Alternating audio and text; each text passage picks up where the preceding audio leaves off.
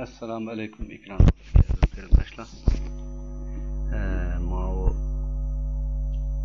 Sharq Turkiston televiziyasininki shu xabar va muloyiz programmasini YouTube orqali bir sinab qilish maqsadida hozir ekranni ochdik. Agar shu ekran oldida bizni ko'rayotgan qarindoshlar bo'lsa to'g'ri tushunasizlar. Xayr xo'sh, Allohga emanet.